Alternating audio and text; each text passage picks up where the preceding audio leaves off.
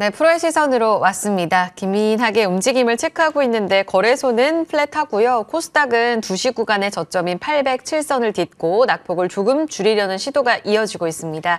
다만 종목 안에서는 다시금 이 지정학적 리스크와 관련된 중앙에너비스나 휴니드 같은 종목들이 급등세 움직임이 나오고 있어서요. 다시금 지정학적 리스크로 막판 시그널에 시장이 주목하는가 이 부분도 체크가 필요하겠네요. 두 프로와 함께 이야기 나눠보겠습니다. 임순재 루크투자연구소 대표, 차영주 MTN 전문위원입니다. 안녕하세요. 간밤 미국장은 앞서 브리핑에서도 들었지만 소매 판매 지표 잘 나오면서 긴축 우려에 좀 더 집중하는 모습 이어졌고요. 오늘 증시는 좀 오락가락했습니다. 삼성전자가 아니었으면 사실상 지수도 하락 아니었나 이런 생각도 들어요. 투자자들이 오늘 가장 주목해야 될 포인트가 어떤 거였다고 보세요? 일단 뭐 미국의 소매 지표 같은 경우는 뭐 시장 예상보다 상당히 잘 나왔죠. 그러니까 그만큼 이제 미국 경제가 아직까지는 좀 튼튼하다라는 거를 다시 좀 보여줬다라고 보시면 될 것 같습니다. 또 그래서 이제 9월달 소매 판매는 이제 전년보다 0.7% 상승을 했고요. 전월 대비 0.6%를 상승을 했습니다. 이건 뭐 시장 예상치 0.2%를 다 크게 상회를 했다라고 보시면 될 것 같고요. 이런 이제 소매 판매가 증가한다라는 거는 미국 내의 GDP 성장률도 예상보다 좀 더 강해질 수 있다라고 보시면 될 것 같습니다. 그래서 지금 3분기 GDP 성장률이 아마 다음 주 중에 이제 처음치가 이제 발표가 될 걸로 예상이 되고 있는데요. 지금 애틀란타 연준 같은 경우에는 이제 GDP 나오라고 그래서 이제 GDP를 이제 예측하는 그런 이제 사이트를 운영을 하고 있는데 여기에 보면 3분기 GDP 성장률을 5.4%로 예상을 하고 있습니다. 이전에 5.1%에 비해서 더 높게 이제 어떻게 보면 5% 넘는 이제 미국 경제 성장률이다라고 보시면 될 것 같고요. 이렇게 이제 미국 경제 성장률이 좋아진다라고 하게 되면 연준 입장에서 보면 이 경기를 조금 둔화시켜야 뭐 기준금리를 뭐 동결하거나 아니면 인하를 할 가능성에 대한 부분이 나오게 되는데 이렇게 좋다라고 하게 되면 추가적으로 인상도 할 수 있지 않느냐라는 그런 이제 우려가 지금 시장에 조금씩 남아 있다라고 보시면 될 것 같습니다. 뭐 패드워치에 따르면 11월 달 이제 FOMC 회의에서 기준금리 인상은 뭐 90% 이상으로 지금 예상을 하고 있기 때문에 일단 동결이 될 것이다라고 예상을 하고 있지만 12월 FOMC 회의 같은 경우는 지금 인상 확률을 38.2%로 예상을 하고 있습니다. 물론 아직 뭐 절반이 과반수가 안 넘었다라고 생각하실 수도 있지만 전일 32.7%에 비하면 한 6%포인트 정도 상승하는 그런 모습세를 이어가고 있다라고 보시면 될 것 같고요. 기준금리를 만약 올리지 않는다라고 해도 현재 기준금리 상향을 좀 더 이어질 가능성은 있다. 그렇기 때문에 시장 전체적으로 봐도 뭐 내년 한 2분기 정도에서 기준금리를 인하할 거 아니냐라는 그런 시장 예측지에서 아마 내년 7월 이후로 기준금리 인하 시점이 늦춰지고 있는 그런 모습을 좀 보이고 있습니다. 그런 점도 같이 주목해서 보셔야 되지 않을까 싶고요. 뭐 이렇게 이제 미국에서 이제 소매 지표가 좋게 나오다 보니까 미국 국채금리도 상승세를 보이고 있습니다. 뭐 이렇게 국채금리가 상승을 한다라고 하게 되면 뭐 기술 성장주에 상당히 좀 부담으로 작용할 가능성은 좀 있다라고 보여지고요. 이뿐만 아니라 미국 내에서 지금 채권 발행이 계속 좀 증가하고 있다라는 것도 지금 금리를 좀 강하게 만드는 주요 원인 중에 하나라고 보시는 게 맞지 않을까 싶습니다. 특히 이제 지난주에 미국에서 30년물 장기 채권의 발행이 예상보다 이제 저조한 입찰률을 기록을 했습니다. 이를 통해서 이제 장기물이 이제 상승을 보였고요. 특히 미국이 최근에 이제 여러 이제 전쟁에 지금 뭐 분쟁이나 전쟁에 참여를 하고 있습니다. 우크라이나뿐만 아니라 최근에 이제 중동의 정세적인 이제 불안으로 인해서 뭐 중동 지역에도 이제 뭐 미군이 일부 파병이 될 것이다라는 그런 얘기를 하고 있는데요. 그렇다라고 하게 되면 군사 지원 관련된 비용 부담이 미 정부에 상당히 이제 압박을 할 수밖에 없고요. 그러다 보면 지금 상황에서 미국의 채권을 지금보다 더 많이 발행을 해야 되는 거 아니냐라는 그런 이제 시장 우려도 채권 금리를 상승시키는 주요 원인으로 작용을 하고 있다라고 보시면 되겠습니다. 다만 이제 중동 관련된 부분은 지금 어떻게 될지는 아직 좀 불확실성이 좀 커져 있는 그런 상황입니다. 뭐 미국 바이든 대통령이 이스라엘 방문을 하면서 요르단도 같이 방문을 할 것이다라고 예상을 했었는데 지금 뭐 이스라엘 내에 가자 지구에 이제 병원이 이제 폭격을 받으면서 지금 일단 요르단 방문이 취소가 된 그런 상황입니다. 이에 따라서 중동 각 각국에서 이런 이제 폭격에 따라서 이제 이스라엘에 대한 규탄을 좀 강화하고 있는 그런 상황이고요. 만약 이런 이제 상황이 좀 더 지속이 된다라고 하게 되면 중동 국가들의 이번 이제 이스라엘 팔레스타인 분쟁에 참여할 가능성을 좀 더 높일 수 있다라는 게 이제 지정학적인 좀 우려다라고 보시면 되겠습니다. 다만 이제 이번에 이스라엘이 이제 가자 지구 내의 병원을 이제 폭격을 하면서 뭐 국제 여론이 상당히 좀 나쁘게 이제 돌아가고 있다라는 거는 어떻게 보면 지정학적 리스크를 조금 빨리 뭐 가라앉힐 수도 있는 그런 기회가 될 수도 있다라는 점도 같이 좀 주목해서 보셔야 되지 않을까 싶습니다. 네, 중동 정세 관련해서는 잠잠했다가 막판에 제가 안내드린 대로 중앙 에너비스가 지금 상한가에 들어갔고요. 사실상 오후장에 움직였던 해운 관련 종목들도 지정학적 리스크 영향 연결고리를 많이 시장에서 주목을 하는데 이 부분도 강세가 유지되는 한 이것은 계속 열린 결말로 체크를 해봐야 될 것 같습니다. 물론 그 안에서 매크로 이슈는 우리에게 늘 과제고요. 그러면 매크로 측면에서 오늘 발표된 중국 지표 얘기도 여쭤보겠습니다. 차 의원님, 오늘 3분기 GDP 성장률 잘 나왔잖아요. 4.9%. 잘하면 5% 성장 다시 간다. 물론 예전에 중국이 한때 잘 나갈 때 6%에 못 미치지만 이 부분에 있어서 지금 다시 중국이 디플레를 딛고 올라온다는 건 큰 의미가 있을 텐데 오늘 딱히 환호하지도 않는 이 분위기. 지금 상해랑 항생은 여전히 마이너스잖아요. 그런 측면에서는 부양 기대가 줄어들었나? 이걸 어떻게 해석해야 돼요? 일단 뭐 여러 가지 해석은 가능할 것 같습니다. 일단 좀 부럽습니다. 미국도 5%, 중국도 거의 5%에 육박하는 그런 성장을 하고 있는데 저희만 여전히 1%대 성장을 지금 하고 있는 것이 조금 안타깝다라고 말씀드릴 수가 있겠죠.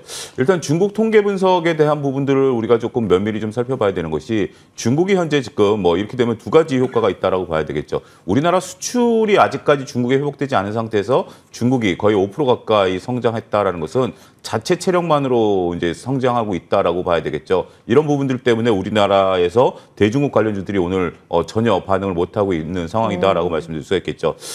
또 한 가지는 방금 말씀하신 것도 하나의 포인트가 된다라고 말씀드릴 수가 있겠습니다. 중국이 이렇게 된다라면 굳이 부양책을 쓸 카드를 조기에 쓸 가능성은 좀 없다라고 말씀드릴 수가 있겠죠. 여전히 지금 부동산 문제가 문제시되고 있고 부동산에 대한 것들을 계속 풀어주고 있는 상태에서 다른 또 부분까지 하게 되면 오히려 경기가 과열될 국면도 있는 거 아니겠습니까? 그 다양한 카드들을 우리가 이제 선택적으로 써야 되겠죠. 미국과 중국의 고민은 바로 그겁니다. 경기가 너무 좋기 때문에 쓸 카드를 조금씩 아껴두려고 한다라는 거죠. 우리 입장에서 본다라면 우리가 일단 발등에 불이 좀 떨어져 있기 때문에 그들이 빨리 이런 것들을 좀 서둘러 썼으면 좋겠다라고 말씀을 좀 애둘러서 드릴 수는 있긴 하겠습니다만 그들 입장에서는 각각 다른. 그러니까 결국 세계 증시가 세계 경제가 올 들어서 나타난 큰 특징 중에 하나가 디커플링이 심하게 된다는 거죠. 미국과 중국이 서로 경기가 좋지만 이건 또 각자의 요인이고 과거 같은 경우 우리가 이제 윗목이 따뜻해지면 아랫목이 따뜻해지는 효과를 보였었죠. 특히 중국 경기가 살아나면 우리나라 경기가 살아나는 것들이고 미국 경기가 살아나면 중국 경기가 살아나는 건데 지금 미국과 중국, 우리나라가 각각 다른 모습들로서의 발전 과정을 현재 지금 진행하고 있다라는 측면을 보게 된다면 이 또한 또 결과치가 좀 다르다라는 거죠. 일단 국내 증시는 국내 증시만의 문제 이것이 너무 또 복잡하기 때문에 지금 주변을 돌아볼 여건도 넉넉지는 않다 이렇게 봐야 될 것 같습니다. 오늘 지수의 영향력이 제한적이었던 이유를 말씀해 주셨어요. 그러면 이 안에서도 긍정적인 포인트를 찾자면 어제 반등 외국인이 이끌었었죠. 거래소, 현물시장, 선물시장 오늘 이틀째 같이 들어왔습니다. 물론 이 측면에서 삼성전자만 담은 거 아니야 이렇게 해석하시는 분들도 많거든요. 결국 실적 개선 기대감 있는 대형 우량주 쪽으로 외국인이 산다면 긍정적인 거 아닌가 싶기도 한데 질적 평가 어떻게 하세요?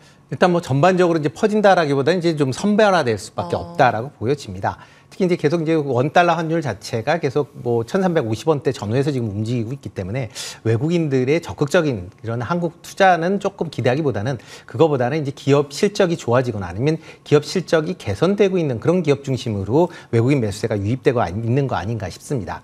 일단 뭐 3분기 관련돼서도 지금 3분기 수출 감소폭이 좀 계속 좀 감소를 하고 있고요. 만약 중국이 소비가 좀 살아난다라고 하게 되면 중국 관련된 수출도 지금보다는 조금 개선될 가능성은 충분히 있고요. 그러면 그러면 중국 수출이 많은 국내 기업들한테는 당연히 좀 긍정적으로 영향을 미칠 수밖에 없다라고 보여집니다.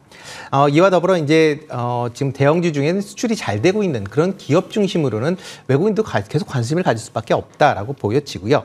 대표적으로 뭐 자동차나 조선 기계 같이 수출이 잘 되고 있는 섹터 중심으로는 조금 관심 있게 좀 보시면 좋을 것 같습니다. 특히 자동차 같은 경우는 오늘 좀 큰 폭으로 상승을 하고 있는데요. 네. 뭐 가장 큰 이유가 뭐 전일 이제 도요타의 납품 공장에서 이제 화재가 발생을 하면서 도요타의 생산 차질이 있을 거 아니냐. 이에 따른 이제 반사 네. 이익에 대한 기대감이 이제 유입이 되고 있다라고 보여지고요. 그뿐만 아니라 미국 내 뭐 자동차의 판매가 꾸준히 지금 증가하고 있는 그런 상황이고 여기에 원달러 환율까지 일단 자동차 업체들의 이제 수익성에 상당히 좀 긍정적으로 영향을 미친다라는 점도 같이 외국인들이 본다라고 보시면 될 것 같고요. 뭐 반도체 같은 경우도 여전히 이제 업황 자체는 바닥을 지난 거 아니냐라는 그런 이제 생각이 좀 강한 그런 상황이고 특히 이제 중국 내에서 이제 소비가 증가한다라고 하게 되면 IT 기기에 대한 수요도 증가할 가능성도 좀 있다. 그렇게 보면 이제 반도체 관련된 분야는 좀 일단 바닥을 지나서 좀 긍정적으로 좀 봐야 되는 그런 시점이 아닌가라는 생각을 해보고 있습니다. 네, 삼성전자 오늘 420만 주 외국인들이 담아가고 있고요. 또 현대차, 기아 중심으로도 매수하는 모습도 이어지고 있습니다. 힌트가 될지 그러면 반도체 특히 오늘 외국인이 담는 쪽에서의 악재는 어떻게 해석해야 되는지도 여쭤볼게요. 차 의원님, 미국이 엔비디아 이 저사양 AI 칩 중국 수출을 막았습니다. 앞서서 이야기하면서 여기에 영향받는 종목들도 굉장히 오늘 흐름이 두드러졌었거든요. 그런데 반도체 시세는 오히려 장중에 삼성전자가 외국인의 매수와 함께 상승으로 돌아섰단 말이죠. 영향 제한적이라고 오늘 시세에 답이 있다고 보세요? 일단 뭐 몇 가지로 좀 검토를 해봐야 될 것 같습니다. 일단 중국의 이제 저사양 인공지능과 관련된 칩을 수출을 못한다라는 것들.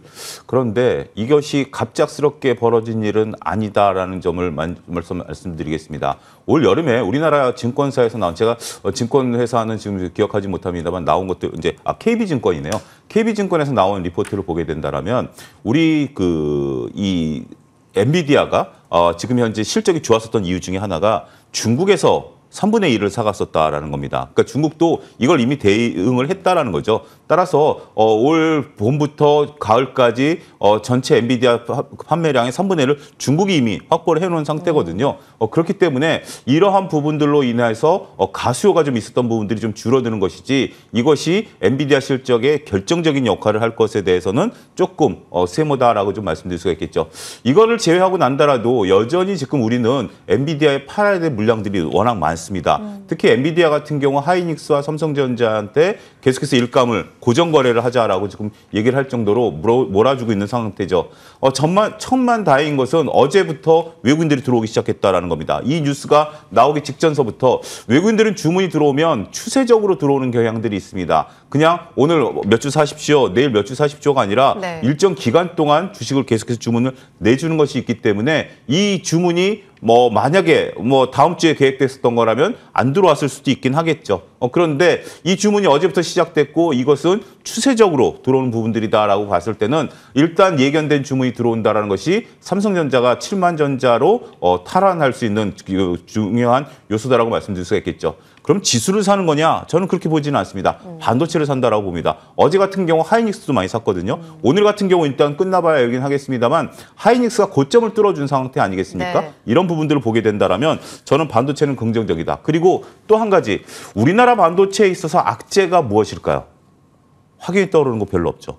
이제는 악재를 딛고 일어섰기 때문에 임순재 대표께서도 말씀하셨다시피 우리는 이제는 이 부분에 있어서는 긍정적인 요소가 좀 있을 것 같아요. HBM 살아있죠? D램 이제 조금 회복 국면에 있는 거죠. 여기서 더 나빠질 게 있을까요?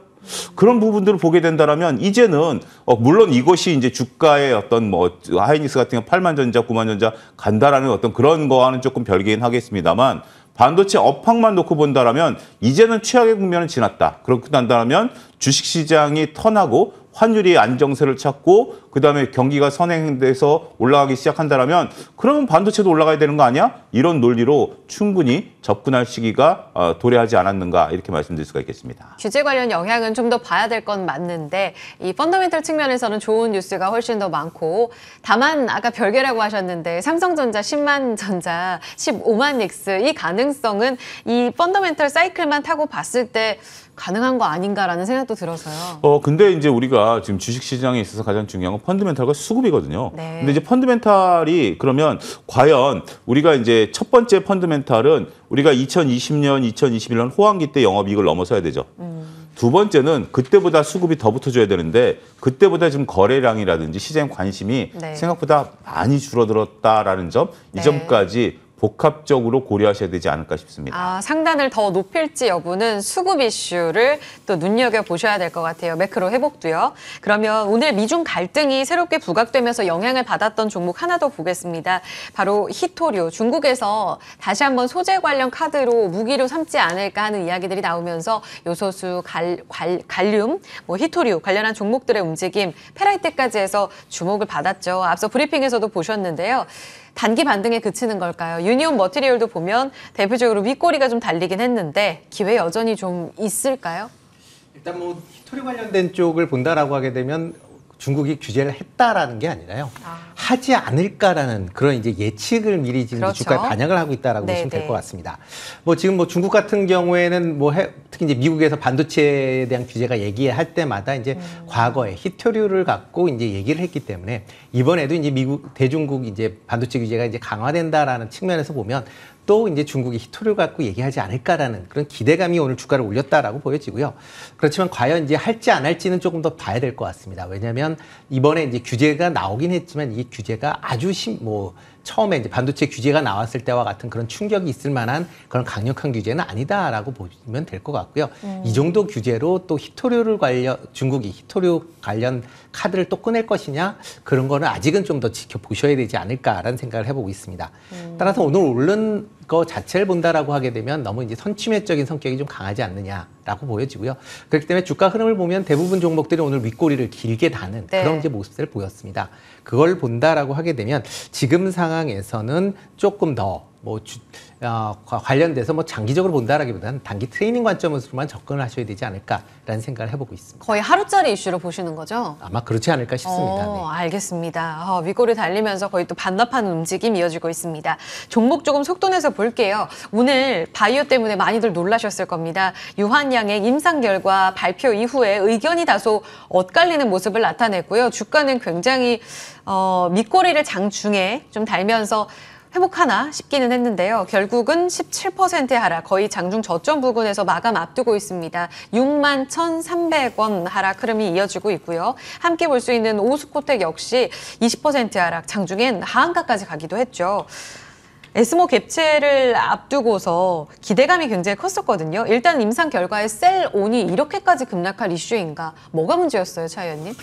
일단 뭐 임상 결과가 아직 발표된 건 아닌데 임상 데이터가 나온 걸 보니까 초록으로. 항암제에 대한 효능이 생각보다 그렇게 높지 않다라고 이런 내용들이 오늘 저도 뜬금없이 이 내용을 저도 오늘 좀 미리 알게 됐어요. 그러니까 알게 됐다는 게 이제 SNS에는 이제 그런 이제 초록을 보고 어느 네. 분이 정리해서 SNS에 이제 돌아다니는 거가 저도 이제 우연히 봤는데 에스모에서 이제 본 결과를 발표하고 예. 에스모 앞두고 초록 공개가 이미 18일 날 된 거 상황인 그렇습니다. 거죠? 이제 초록이라는 것은 미리 이제 그 결과가 나온 거기 때문에 앞쪽으로. 이거를 이제 보고서 우리가 이제 이 데이터가 유의미하냐 무의미하냐를 판단할 수 있는데 네. 뭐 별로 그렇게 유의미하게 나온 것 같지는 않다라는 것이 전문가분들의 이제 의견이다라는 거죠. 세 가지 임상 실험을 한 것 같아요.